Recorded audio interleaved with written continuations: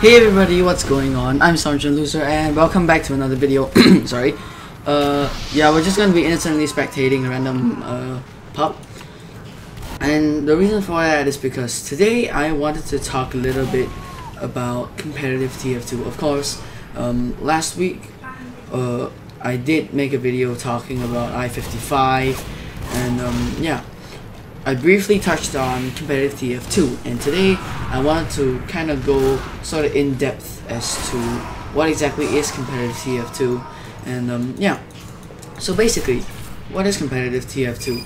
Well, probably you don't know what it is, and I won't blame you even if you don't. And honestly, if you do, good for you. I mean, great. Basically, competitive TF2 is not this kind of messy pub. It's the kind of organized game mode with like banned weapons, banned strategies that are OP. So for example, lock and load banned, video saw banned, phlogistonator banned, having more than one demo man on one team banned, having 2 medics on one team or more banned, having more than 1 heavy on one team banned, having more than 1 engineer on one team banned. Basically, having more than one of any off class. And what is an off class? Basically, it's spy, sniper, heavy, pyro, basically any class that is not a scout, demo man, soldier, or medic. And what is the typical lineup? Well, the typical lineup on the competitive team is 2 scouts, 2 soldiers, 1 demo man, and 1 medic. That's the most effective and most common way of playing.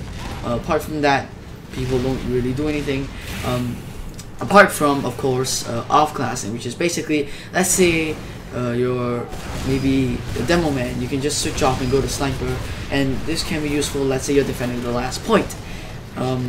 So yeah, of course, what I just shared with you is the 6v6 lineup. There is also 9v9, which is Highlander, and the sort of less serious format of competitive TF2.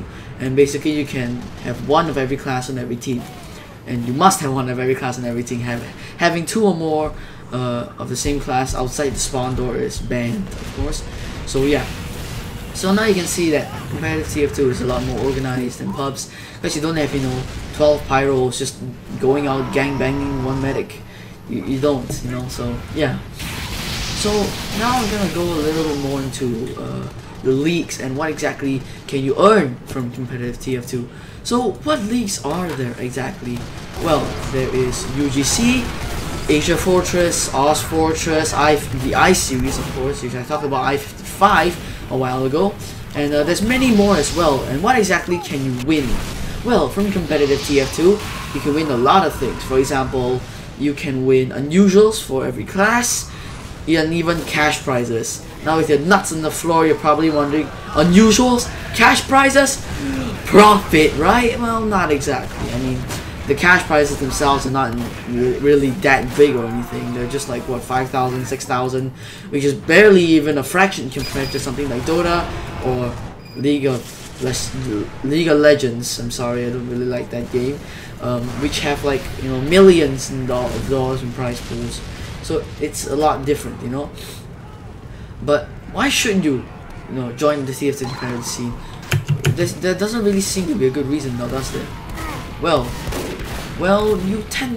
people tend to join the competitive scene because they love the game. They love the game for what it is, and they really wanna take it to the next level. Because spamming all the time in pubs isn't exactly the most fun thing to do, is it?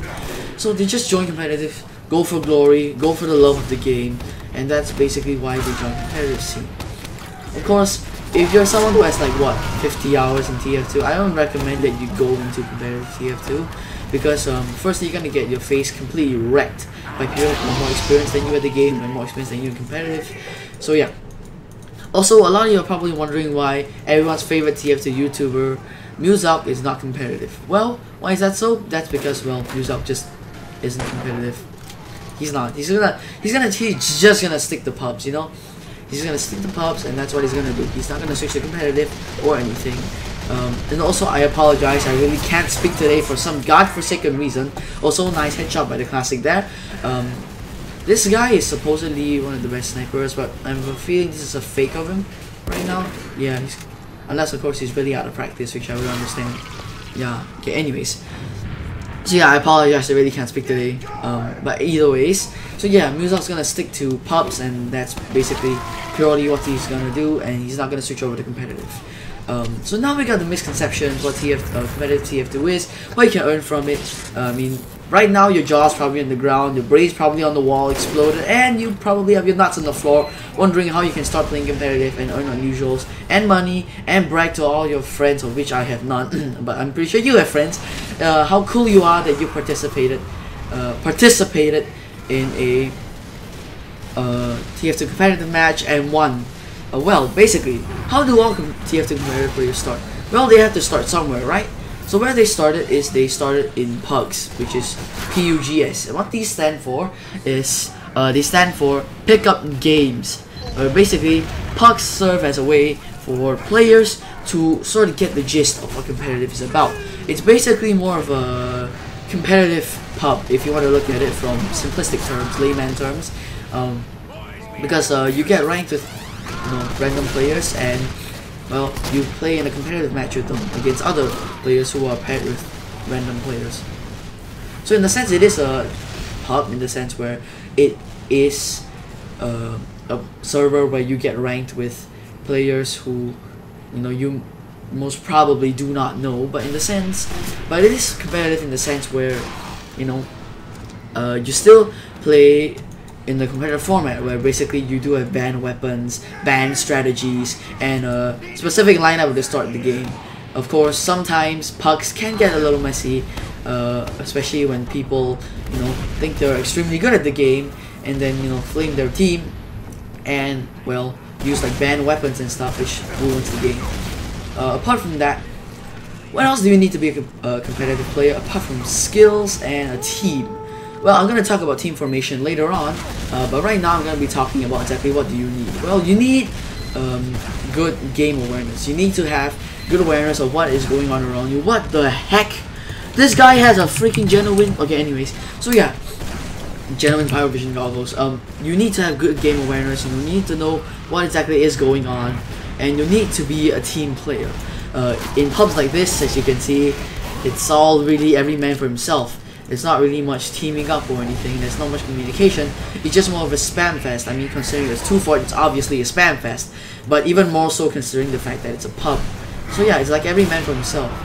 But when it comes to competitive, it's every team for himself, where you work with your team, you work as a unit, and you work as a family. You don't work just for yourself, to get as much kills and as much damage out as possible.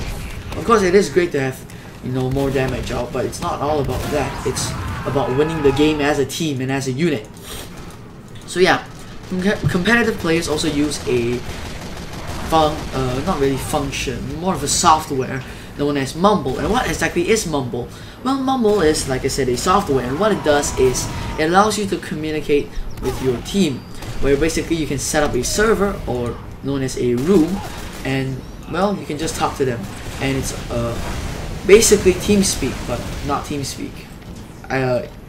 The same, but different, So that's basically what Mumble is. So now you've basically got the gist of whatever it is you need to start going competitive. Of course, if you guys do not want to start going competitive, I completely understand, because I mean, I don't want to go competitive either. I mean, I just want to stick to pubs, have fun, and obviously you guys want to stick to pubs and have fun. I will definitely not stop you. At the end of the day, TF2 is a game. The whole point of a game is to have fun. If you have fun spamming in a pub, go ahead, stay in a pub. Don't move on to competitive if you feel like you don't want to.